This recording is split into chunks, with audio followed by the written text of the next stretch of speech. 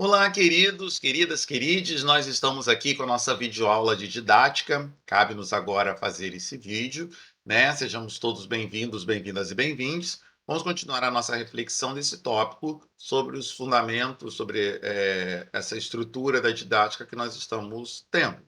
Fazer uma recapitulaçãozinha básica para começar as nossas conversas do dia de hoje? Então, nós começamos lendo um texto do Libânio. Esse texto do Libânio, ele é um texto muito extenso, mas é um texto muito profundo, porque ele vai mostrar e vai discutir questões muito fundamentais para nós da didática. Ele vai trabalhar, primeiro, a dimensão da didática como uma atividade pedagógica, ou seja, é uma característica da educação ou do trabalho pedagógico, a organização da didática. Ela não é apenas um campo do saber no qual os profissionais que estão se formando em pedagogia ou licenciaturas, eles vão se dedicar a uma reflexão, uma elucubração daquilo que seria o ideal. Não, a didática ela é praticamente o centro do trabalho educacional. Vejam, não é o trabalho educacional, mas é um dos centros de atuação do trabalho educacional. E aí ele vai definindo no texto o que seria a didática, vai fazendo uma distinção entre instrução, currículo, metodologia, as técnicas que são utilizadas, né? E depois, vocês leram no texto, e eu só estou recapitulando o que vocês leram no texto, também aquilo que foi falado nos podcasts. Não se esqueçam que vocês têm podcasts que ajudam vocês a lerem esse texto, né?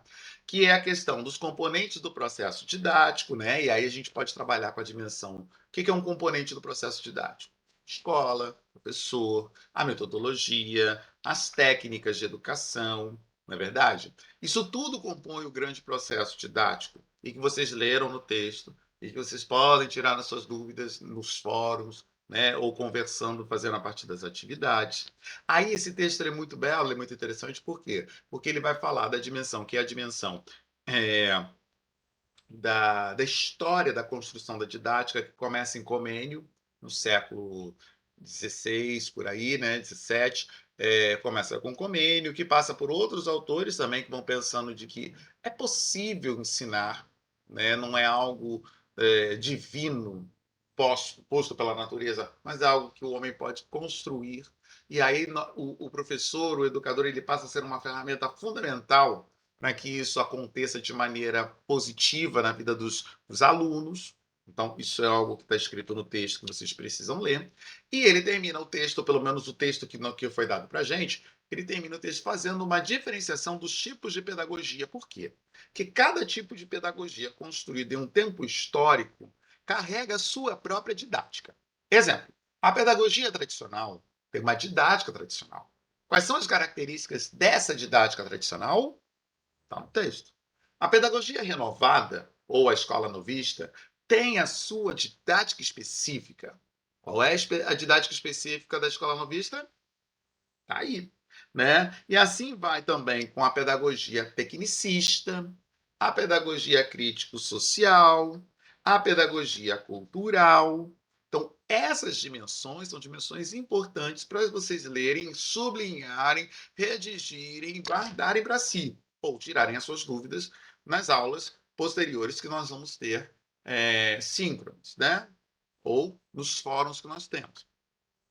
Mas eu acho que no Brasil a gente deveria estar focado em três. E que, na verdade, continuam transitando aí. E, na verdade, eu não sei nem. É muita na verdade, né? Mas, na verdade, eu acho que. Eu não sei nem se a gente sabe fazer as três. Elas mesmas. Acho que a gente faz um grande samba do crioulo doido, mistura bastante das três. Que é a pedagogia tradicional, pedagogia tecnicista e a pedagogia escola novista.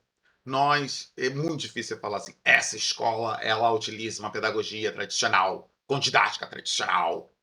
Não dá. Essa escola é tecnicista, usa uma didática tecnicista, organiza os conteúdos de maneira tecnicista. Difícil falar. E escola novismo, com toda a sua pedagogia renovada, com toda a sua dimensão construtivista, eu acho pior ainda. O que nós temos e conseguimos fazer bem, é alguma coisa entre essas três, uma triangulação entre essas três, entre uma escola tradicional, uma escola tecnicista e uma escola renovada, né, com pedagogias. tradicionais, tecnicistas e renováveis. Algumas um pouco mais, um pouco menos, mas eu acho que essa triangulação ela não é um triângulo com os ângulos iguais, eu acho que é meio isósceles, meio equilátero, assim, puxa um ângulo para um lado, puxa um ângulo para outro, mas eu acho que essa triangulação ela é verdadeira, ela é algo que a gente ainda tem que pensar. E aí o convite é até para pensar para vocês, na escola em que vocês estão trabalhando, ou na escola em que vocês estudaram, em que momentos ela era tradicional, em que momentos ela era escola, ela era renovada, em que momentos ela era tecnicista, com essa ideia de instrução, de preparar para o mercado e fazer com que o sujeito ganhe essa independência, né? Eu acho que a gente poderia pensar nos nossos processos, né, que são processos educacionais, né, que passamos para poder entender realmente aonde nós chegamos. Enfim, eu fiz uma recapitulação daquilo que vocês ouviram no podcast, estão lendo nos textos, porque é um texto grande, né? Eu acredito que tem gente lendo o texto até para poder fazer o fórum que está posto lá, né? E eu queria trazer a continuidade, isso, uma outra coisa que pega na hora da gente pensar educação, e aí educação escolar e educação não escolar, e é a seleção de conteúdos, a seleção e a organização de conteúdos, que é um ponto importante até para a gente se preparar para os próximos tópicos que nós vamos ter, né? Então, vou partilhar aqui a tela com os senhores e as senhoras, essa tela aqui. Opa, deixa eu ver se eu consigo. Puxa. Opa, acho que eu estou partilhando até demais aqui. Calma, eu vou me achar, gente. Aí, isso que eu queria. Bom, então quando a gente pensa em seleção de conteúdo, a gente tem que perguntar assim, o que seria essa seleção de conteúdo, né? Primeiro perceber que o conteúdo, ele sempre foi tratado como um fim em si mesmo. Quando a gente pensava em escola, quando a gente pensa em escola, a gente pensa que eu vou na escola para aprender um conteúdo. Então, a escola passa a ser entendida muitas vezes como aquele lugar da transmissão dos conteúdos. E os conteúdos bastam por si mesmos. Esse modelo, que é um modelo, às vezes, muito tradicional da realidade, a gente sabe muito bem que não é desse jeito. A escola, uma das coisas que a escola tem são os conteúdos. Então, os conteúdos estão postos. Os conteúdos estão postos, são impostos a serem trabalhados, né? Qualquer pai e mãe exige de professor, o coordenador, o diretor, exige, porque também é exigido pelo sistema público que regula a educação, né?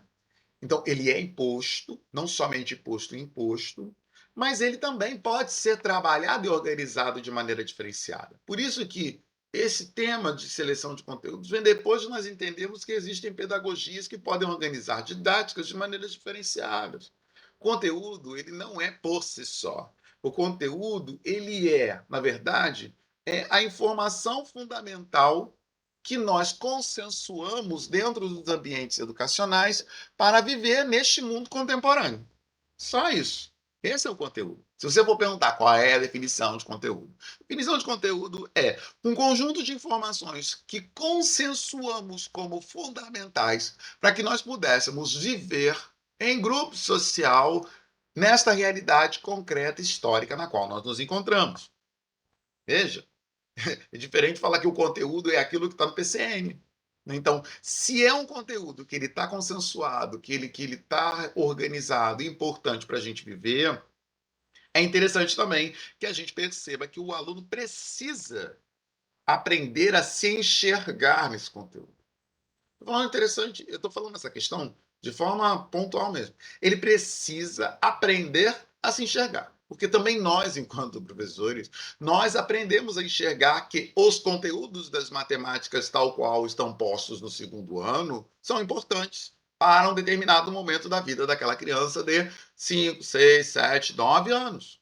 Então, nós também aprendemos que esses conteúdos são importantes para um determinado aspecto da vida da pessoa. Esse conteúdo não é a vida da pessoa. A vida da pessoa já está acontecendo. né? É a mesma ideia de achar que a escola prepara para a vida. Gente, vamos parar com isso, né?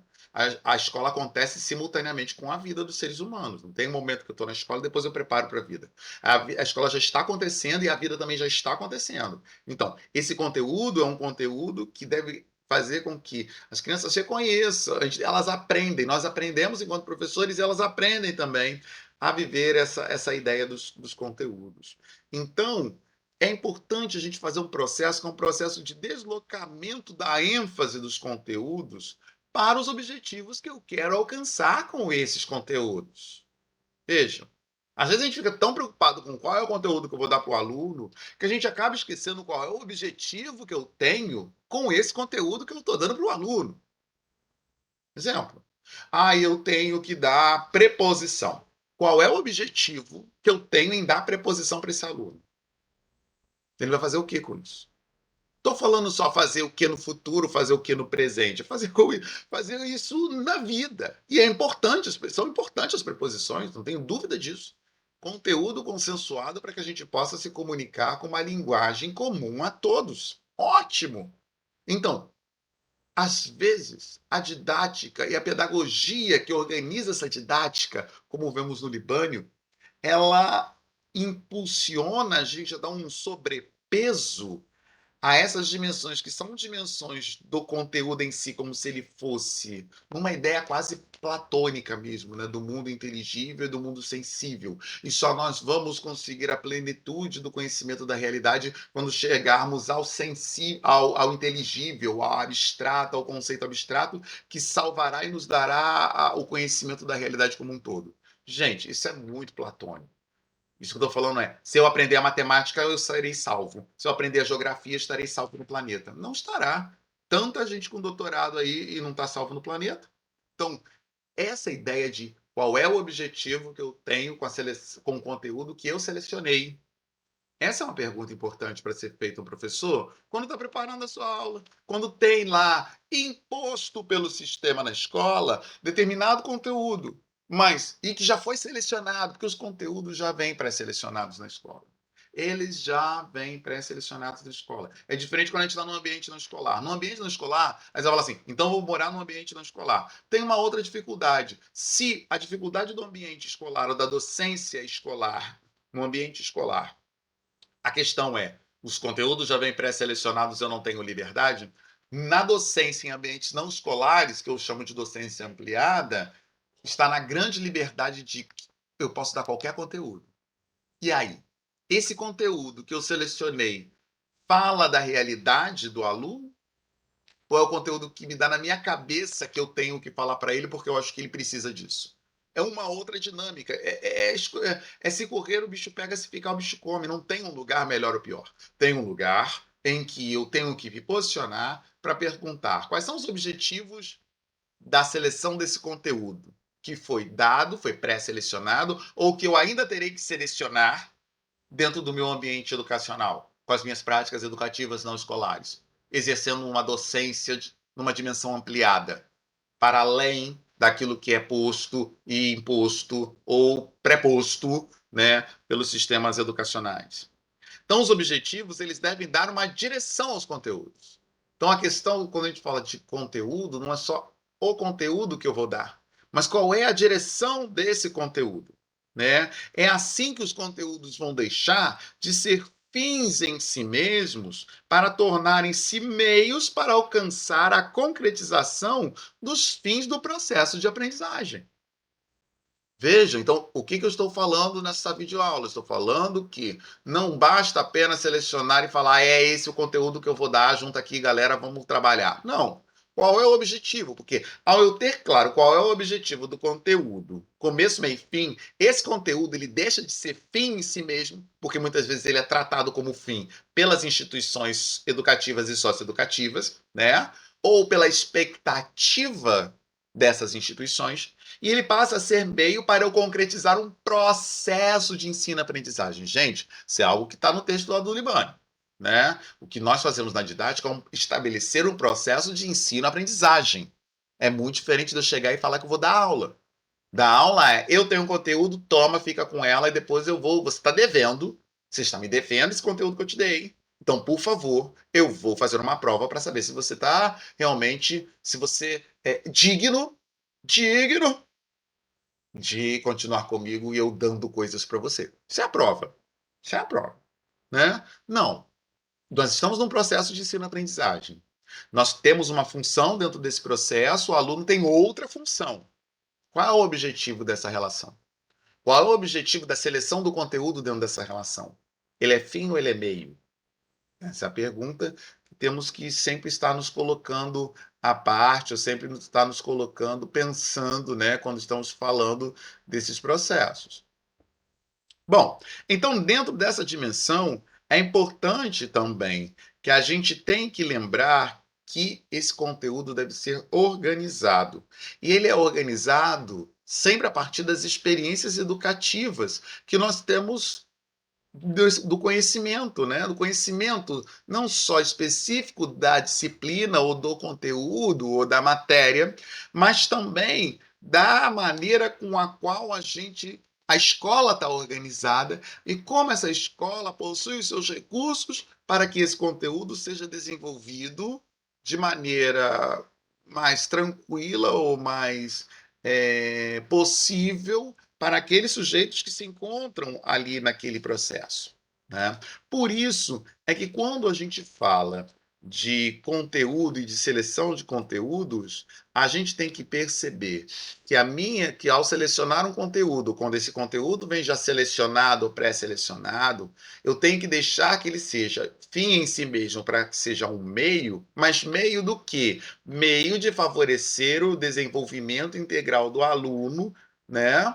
Ou seja, não estou desenvolvendo o aluno de maneira integral, não só em um aspecto, mas em todos os aspectos possíveis, para que ele tenha uma relação saudável com a vida, que já está acontecendo. A vida não começa depois da escola, a vida acontece simultaneamente com a escola e com as outras instituições não escolares, né? E como o conhecimento desses dados, fatos e conceitos conduzem, né, à compreensão diferenciada desse aluno sobre a realidade, assim como a forma com a qual ele retém as informações, né, para que ele possa usar essas informações a curto, médio e longo prazo. Porque não é um conhecimento que eu tenho ali, aplico ali e acabou. A gente ouve muito essas crianças, né? Ah, já fiz o trabalho de casa, eu posso brincar? Como se fossem duas coisas totalmente diferentes. Eu fiz o trabalho de casa, já resolvi o meu problema, agora eu vou brincar, né?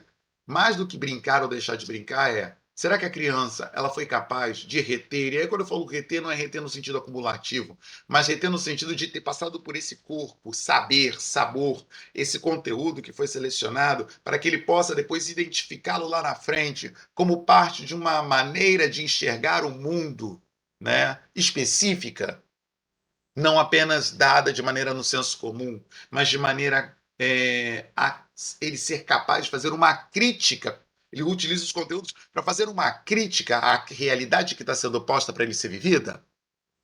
Então, essa é uma preocupação na hora da gente não só selecionar conteúdos, mas também da gente ter claro que os objetivos pelos quais eu selecionei e organizei esses conteúdos na minha atividade educacional com os meus alunos, em escola e fora da escola.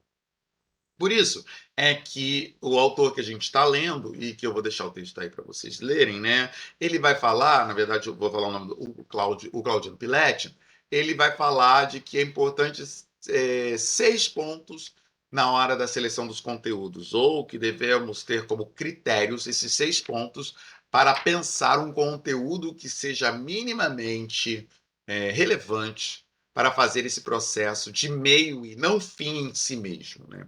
O primeiro é a validade. E aí você tem a validade, a utilidade, a flexibilidade, a significação, a viabilidade e a possibilidade de elaboração pessoal. Então, diante de um conteúdo, a geografia, história, artes, qual é a validade, utilidade, flexibilidade, significação, viabilidade e possibilidade de elaboração pessoal. Se falta algum desses elementos, é o momento do professor parar e pensar: vale a pena continuar com esse conteúdo? Ou Vale a pena organizar como é que eu posso organizar esse conteúdo porque às vezes a gente não tem escolha do conteúdo, né? Então, como eu posso organizar esse conteúdo para que ele possa ser mais flexível, coisa que eu não estou vendo isso agora no momento do processo de ensino-aprendizagem. Talvez eu tenha que articular esse conteúdo com outro.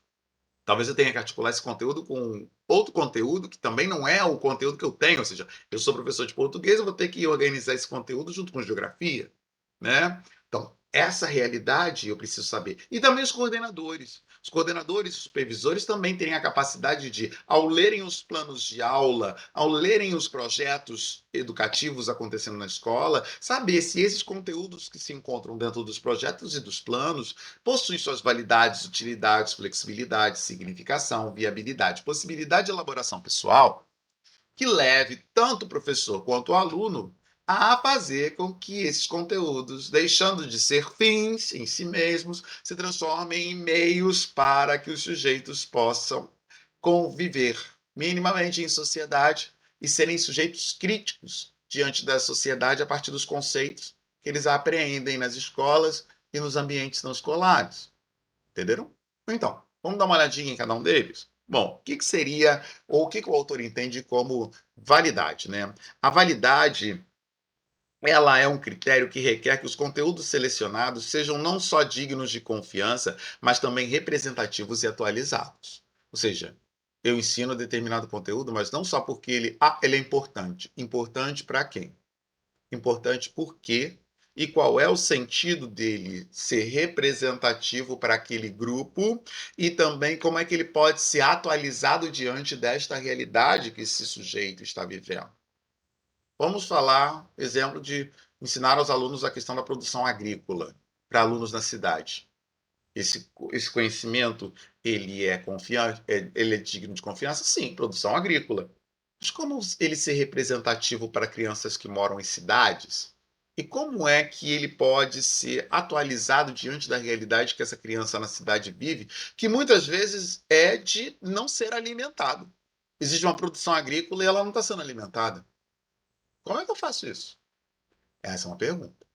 Flexibilidade, né? Os conteúdos já selecionados devem estar sujeitos a modificações, adaptações, renovações e enriquecimentos. É aquele momento em que eu falo que o conteúdo do quinto ano do ano passado não vai servir para o conteúdo do ano, não vai servir, o conteúdo vai servir em si mesmo, mas a forma com a qual eu trabalho esse conteúdo não necessariamente vai.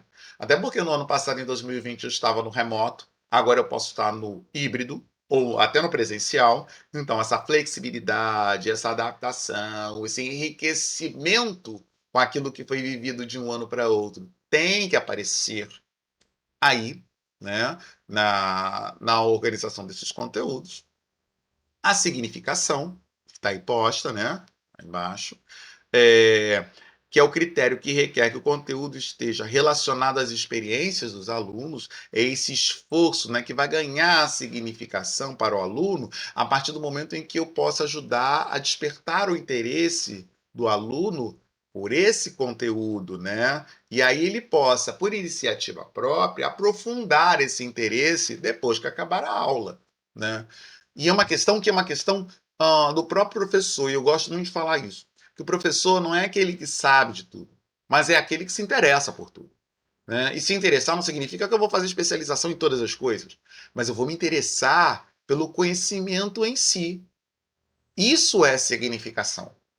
Essa frase que eu disse, ela é significação para o professor. Como transpor isso, ou como organizar isso na vida do aluno de sexto ano, né, do aluno de quarto ano, do aluno do ensino médio, se você for coordenador ou gestor de uma escola de ensino médio, né?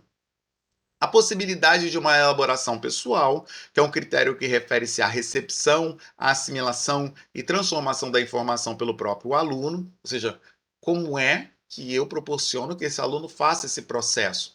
Lembrando mesmo de Piaget e de outros autores da psicologia da educação, né? Como é que eu sou capaz de ajudar nos processos de equilibração, assimilação e acomodação que esses alunos sofrem, digo sofrem no sentido de sofrimento de dor, mas sofrem no sentido cognitivo, para que possam aprender os conteúdos que são novos ou que se apresentam como novos diante de uma realidade que é nova. porque a realidade ela sempre muda, né? Então, nesse processo de elaboração pessoal, o que eu tenho que levar em consideração? Eu tenho que levar em consideração que o aluno possa associar, comparar, compreender, selecionar, organizar, criticar e avaliar os novos conteúdos. Quanta coisa, hein, gente? Um conteúdo não é só um conteúdo daquilo que está na apostila, hein? Eu tenho que pensar nesses elementos quando eu tiver com esse conteúdo na apostila. Eu não estou dizendo para jogar fora o livro. Ao contrário, pegue o livro. Mas é importante que a gente, na apostila, no livro, no PCN, a gente tenha esse cuidado com o conteúdo, para que a gente possa transformar de fim em si mesmo a quê? A meio para a construção do conhecimento da realidade. Esse é o nosso trabalho didático. A utilidade, né, que se refere ao uso dos conhecimentos em situações novas, né, e este critério estará presente quando conseguirmos harmonizar os conteúdos selecionados para o estudo com as exigências e características do meio ambiente dos alunos. É, também não é aquela história de achar que todo conteúdo só é válido porque esse conteúdo pode ser aplicado agora, nesse momento, na vida do aluno, porque senão, se ele não for aplicado nesse momento na vida do aluno, o conteúdo não serve para nada. Tipo, não. Hashtag só que não. Não é assim. Muitos dos conteúdos que vamos aprender, logaritmos, inércias e tabelas, não vão ser aplicados diretamente na vida do aluno, fazem parte do patrimônio cultural que constitui o nosso conhecimento escolar e o nosso conhecimento social, de aprendizagem social, como direitos e deveres. Eu não sou uma pessoa com deficiência e mobilidade reduzida, mas quem disse porque eu não tenho que saber quais são os direitos de uma pessoa de mobilidade reduzida? Eu tenho. E eu não vou aplicar eles sobre mim mesmo, mas eu posso lutar pelos direitos dos outros. Vejam, esse conhecimento não, ele não é útil para mim, mas ele é um conhecimento que eu tenho que ter porque ele tem utilidade pública. E eu posso fazer a crítica. E eu posso lutar por esses direitos. Veja que eu dei um exemplo de um conhecimento de aprendizagem social que deve ser transposto para o conhecimento escolar também. Logaritmos, raízes quadradas, adjuntos, conjunções. Ninguém pensa quando está escrevendo qual é a conjunção que eu estou usando, a gente só coloca a conjunção, mas faz parte do patrimônio. Esse é a ideia de sair desse senso comum da utilidade de que, isso eu não vou utilizar agora, não serve. Aliás, quando a gente faz isso, faz esse recorte, não dá, porque a gente fala, não vou ensinar isso que o aluno não vai utilizar, eu estou fazendo um crime. Eu estou podando o outro do direito de ter acesso ao patrimônio construído pela ciência e pela cultura. E não me cabe fazer isso. Não me cabe. Me cabe sim eu ser capaz de harmonizar esses conteúdos segundo as exigências e as características desse aluno. O trabalho é meu. Eu recorto às vezes isso para não ter trabalho. E eu vou ter que ter o trabalho, porque isso é parte da minha função didática, enquanto professor, enquanto sujeito do processo de ensino-aprendizagem. Então, muito cuidado, abram o olho a respeito disso. E a viabilidade? Seria a viabilidade. Segundo este critério, deve-se selecionar os conteúdos que possam ser aprendidos dentro das limitações de tempo e recursos disponíveis. Isso também é um outro ponto muito interessante que a gente tem que levar em consideração, gente. Por quê? Porque às vezes a gente fica selecionando, não, então agora eu não vou dar mais isso. Então agora eu vou dar aquilo outro, né? Ou seja, o aluno, eu aprendi, o aluno também vai aprender. Bom, você tem 30 anos, o aluno tem 5. Mas quando eu tinha 5, eu aprendi, e o aluno também vai ter que aprender, porque toda criança de 5 anos, ela funciona do mesmo jeito que eu funcionei. Não, não funciona. Tempo histórico é diferente, a pessoa é diferente, os sujeitos, a criação, tudo é diferente, a psique humana é diferente. Pelo menos, assim, lute pela psique humana, pela necessidade da psique humana ser quem ela é. Então, a viabilidade ela tem que estar aí. Não adianta selecionar uma infinidade de informações sobre a produção agrícola, por exemplo, se por falta de tempo não for possível transmiti-las aos alunos o conteúdo básico para a compreensão daquele material. Então a gente fica, às vezes. E aí a gente tem um modelo que é um modelo meio copista, de monges copistas, né? A gente acha que caderno cheio de matéria, quanto mais o caderno estiver cheio de matéria, mais o aluno aprendeu. Não. Quanto mais o caderno estiver cheio de matéria, mais o aluno fica com raiva de porque escreveu um montão de coisa que depois ele não sabe para que vai servir. É só isso. Só isso. No mundo dos tablets, das fotos e do Google, a gente obriga o aluno a encher o caderno de trabalho. E aí a gente fala assim, é por causa do pai, porque o pai também é copista. O pai acha que caderno cheio é caderno. É como se, por osmose, né, a gente chegasse, esse conteúdo está aqui, então eu vou passar no corpo o conteúdo, e aí eu aprendi o conteúdo porque eu passei no corpo. Gente, não existe isso. Isso é ilógico. Então, qual é a viabilidade desse conteúdo e qual é o tempo que eu utilizo, qual é a quantidade de matéria que eu utilizo para que esse conteúdo seja realmente aprendido pelo aluno. Tudo isso conta na hora de estarmos organizando os nossos conteúdos, né? E principalmente esse o autor, ele fala, e aí ele vai trazer um outro autor que, bom, na organização dos conteúdos que eu gosto muito, que é Jérôme Brunner, que é da psicologia da educação. Eu vou ter que gostar, né? Mas da Jérôme Brunner, que ele vai falar dessa ideia de cada área do sistema educacional tem uma forma para a gente poder organizar minimamente os conteúdos. Ou seja, não dá para tratar uma criança que está no ensino fundamental 1 como se fosse uma aprendizagem do ensino fundamental 2 ou do ensino médio. O ensino fundamental 1 tem crianças que têm estruturas cognitivas que podem apresentar esse resultado. No ensino fundamental 2, segundo resultado, no ensino médio, outro resultado. E vai depender muito. Se é ensino médio com jovens é uma coisa, com adultos é outra coisa. Ensino Fundamental 1, com crianças que apresentam algum déficit, é um. Com crianças regulares, são outros. Então, a organização do conteúdo é uma geralzona. A gente tem que ver quem são esses públicos, quem são essas pessoas que estão se organizando diante desses conteúdos, né? Então, ensinar tópicos, como dizia Jerome Brunner, vou ler, ensinar tópicos ou habilidades específicas sem tornar claro o seu contexto na estrutura fundamental mais ampla de um dado campo de conhecimento é antieconômico em vários e profundos sentidos. Ou seja, como é que eu vou ensinar os conteúdos se eu não souber quais são as habilidades específicas daquela faixa etária, ou daquele contexto histórico, ou da realidade da escola que eu estou envolvida? Numa dimensão política, socioeconômica.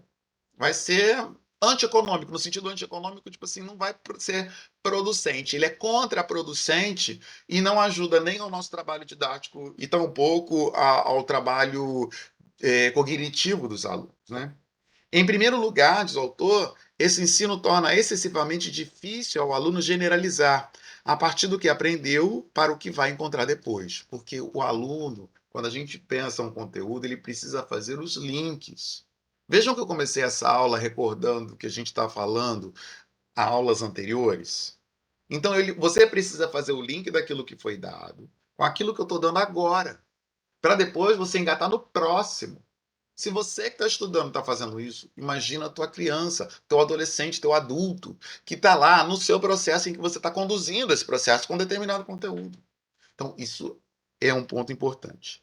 Em segundo lugar, lembra o Brunet que a aprendizagem que não consegue captar os princípios gerais é mal recompensada em termos de estímulos intelectuais. O melhor meio de despertar interesse por um assunto é tornar valioso o seu conhecimento, isto é, tornar o conhecimento adquirido utilizável na mente de quem o adquiriu, em situações após aquela aprendizagem que ocorreu. Isso se chama exemplo. Esse parágrafo todo é para falar exemplos. Quando você dá exemplos daquilo que você ensinou, dos conceitos que você ensinou, é mais fácil dos alunos depois conseguirem fazer isso de maneira autônoma. Esse é um outro ponto importante. O conteúdo tem que ter exemplo.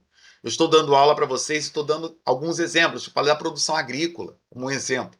Dei o exemplo do nosso processo de ensino-aprendizagem aqui, que a gente está realizando.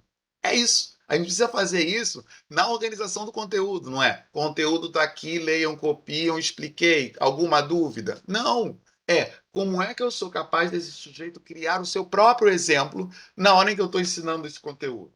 Hum? É o segundo ponto do Brunet. E o terceiro e último. O conhecimento adquirido por alguém, sem suficiente estrutura que se ligue, é um conhecimento fadado ao esquecimento. Um conjunto desconexo de fatos não tem senão uma vida extremamente curta em nossa memória. Organizar os fatos em termos de princípios e ideias, a partir dos quais possam ser inferidos, é o único meio conhecido de reduzir a alta proporção de perda de memória humana. Ou seja, esses conteúdos da. E aí a gente pode até questionar essa dimensão da memória humana, né? Porque, na verdade, nossa memória sempre ela é seletiva. Aí fazendo uma recapitulação de psicologia da educação, aquela questão de memória. Embora a gente vai voltar à aprendizagem e motivação humana na próxima aula síncrona, não se preocupem nisso. Mas é interessante a gente pensar nisso. A memória hoje em dia ela está em nossos celulares, ela está em nossos tablets, nos nossos computadores, ou nas nuvens, né, do Google Drive, e outros aparelhos, né, que temos tecnológicos. A questão não é muito da memorização, a questão é de como eu posso acessar e articular essas memórias que estão postas fora do nosso primeiro hardware, que é o cérebro, né, que elas estão postas como se fosse um HD externo. E se eu não consigo fazer esse link dos exemplos, da realidade, dos conteúdos, eu não vou conseguir acessar essas memórias que estão fora, né, nos hardwares das crianças, para dentro, para aquilo que eu preciso, porque o conteúdo ele pode estar até fora, até porque é muito conteúdo, pode estar fora, pode estar na nuvem, pode estar num pendrive, mas é com esse corpo que eu tenho e com essa memória, que é a memória de trabalho, do cerebral, é que eu vou ter contato e vou me expor, e vou me jogar, e vou me lançar sobre as coisas a serem conhecidas. O conhecimento é memória posta. Eu vou dar um exemplo, as pessoas ficam muito preocupadas. Professor, você vai deixar esse slide que eu estou apresentando aí no AVA? Vai deixar o PDF? Posso. Mas o PDF e esse slide por si só não vão te fazer ensinar ou te aprender alguma coisa. Não vão. Se você não conseguir articular essa sua memória com a memória que está fora, colega, você está perdido, você não vai aprender nada. Não é por osmose que a gente aprende. É por o processo efetivo de esforço sobre os objetos de conhecimento. Se você não conseguir fazer o link dessa videoaula que eu estou falando, do slide que eu vou deixar na aba e no texto no PDF, você vai ter apenas vários conteúdos separados sem articulação, sem nenhuma articulação. Você não vai ter enquanto aluno e você vai proporcionar isso para os seus outros alunos nas apostilas. É aquela história. As escolas, elas comprem uma apostila, comprem um Google School Academic, comprem não sei o que, aí a criança fica com os vários materiais, vários links, e não é capaz de organizar esses links. Nós temos que ensinar as crianças a organizarem esses links.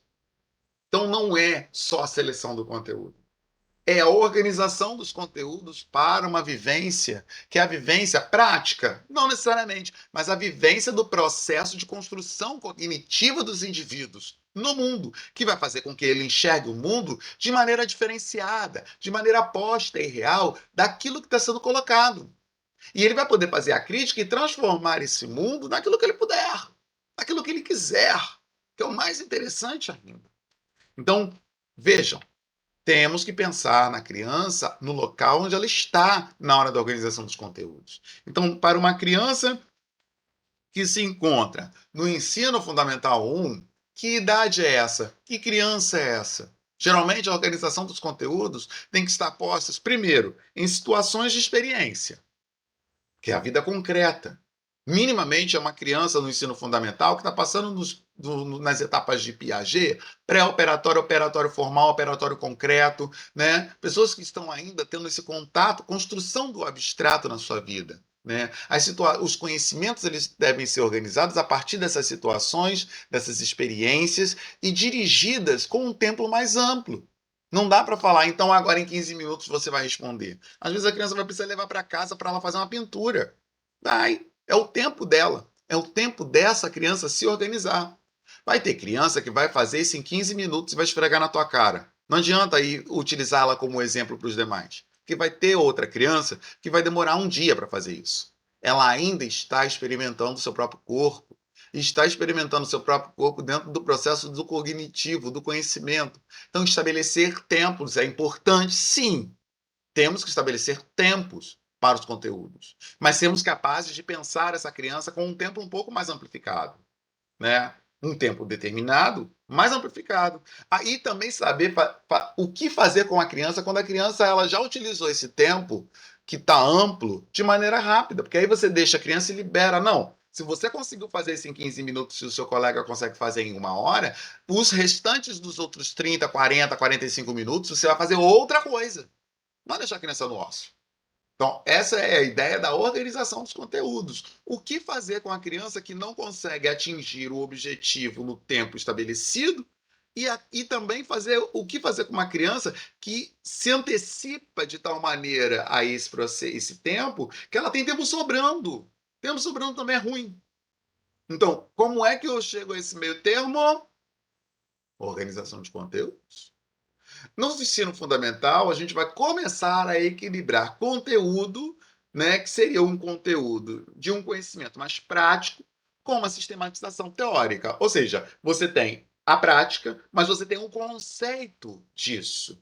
Então, eu vou ensinar frações e vou dividir a bendita das frações numa pizza. O que eu estou fazendo? 8 pedaços de pizza é 1/8, um pedaço da pizza é 1/8, 2/8, chocolates. Fiz uma coisa assim basicona para mostrar. Existe algo concreto, prático, e eu vou equilibrar isso com a realidade. E aí eu vou dar. Existem frações simples assim, mas existem frações quebradas, complexas, mistas. E aí eu vou ampliando esse conhecimento e modificando essa realidade da criança para ela perceber que o conhecimento ele não é nem tão simples e nem tão complexo. Ele é uma construção da relação do homem com a natureza que não termina nunca. O tempo todo estamos reaprendendo coisas, reorganizando coisas dentro da nossa própria conhecimento, da nossa construção do conhecimento. Então, esse equilíbrio entre prático e teórico, entre situações que passam a experiência, né? Por exemplo, plantar, e aí a fotossíntese, e aí colocar uma planta com oxigênio, outra sem oxigênio, e conversar sobre essas realidades, e explicar o oxigênio tem uma fórmula específica, é O2, a água é H2O. Então, esses são elementos de fazer. Essa é a teoria, essa é a prática. Vamos organizar e como é que nós podemos crescer dentro da construção teórica também, né? Fazer o sujeito pertencer não só a um conteúdo posto, mas a um conteúdo que ele pode contribuir para aumentar cada vez mais a reflexão. E o ensino médio, né, gente? O ensino médio que já é assim, aí sim, nós estamos falando de pessoas pensando em Piaget, hoje eu estou piagetiano, né? Pensando em Piaget, já está com sua organização mental toda completa, ele já domina o abstrato, nesse processo dá realmente uma ênfase aos conhecimentos, que são os conhecimentos sistemáticos predominantes, né? E a partir daí, como manejar esses conhecimentos e esses conceitos até para além daquilo que está posto fisicamente e concreto, né? E que ele seja capaz também dele mesmo se orientar, né, para coisas mais específicas. Dentro da matemática, eu vou trabalhar as questões físicas e tecnológicas que vão fazer com que eu entenda o funcionamento dos aparelhos mecânicos. Isso é muito específico. Mas ele já é capaz de utilizar esse conhecimento básico, tipo regra de 3, para poder utilizar na movimentação mecânica das máquinas. Esse processo é um processo de organização que é da responsabilidade do professor, seja no ensino fundamental 1, no ensino fundamental 2, no ensino médio. Né? Seja nos ambientes não escolares, quando ele também, diante de um aluno que tem uma necessidade, uma demanda social, ele utiliza a educação como processo de intervenção, respeitando as faixas etárias que eles se encontram, os conhecimentos que eles já trazem de outros espaços escolares formais, né? E que ele pode ser não complementado, mas constituído, criado pontes, reorganizados, dado bases a outros conhecimentos que a escola não está nem preparada e nem muitas vezes organizadas para trabalhar, né, por N motivos que sejam, que aí não vem a questão da discussão se ela está ou não preparada para trabalhar os conhecimentos que não sejam escolares, né? Enfim, gente, é isso. Retomem esse vídeo quantas vezes forem necessárias para pensar essa questão da seleção do conteúdo e da organização. Vai ter um texto, vai ter um fórum, e aí vocês vão poder continuar refletindo. E façam o link entre o texto que vocês leram na semana passada com esse vídeo, com o podcast, com o vídeo que vocês estão assistindo e com o texto que vocês estão lendo. Sempre pensando que tem um fórum para fazer, não deixem de fazer o fórum. Pelo amor de Deus, não deixem para o último momento. Vamos continuar a reflexão, vamos continuar pensando que é característico da nossa prática educativa e como nós podemos utilizar da didática como elemento central da nossa docência. Nessa aula, a respeito dos conteúdos. E nós vamos avançando, né, em outras estruturas que são fundamentais para a gente exercer a nossa docência, a nossa identidade profissional, seja no ambiente escolar, seja no ambiente não escolar. É isso, gente. Obrigado. Gratiluz para todo mundo e a gente se encontra na próxima aula. Bye, bye.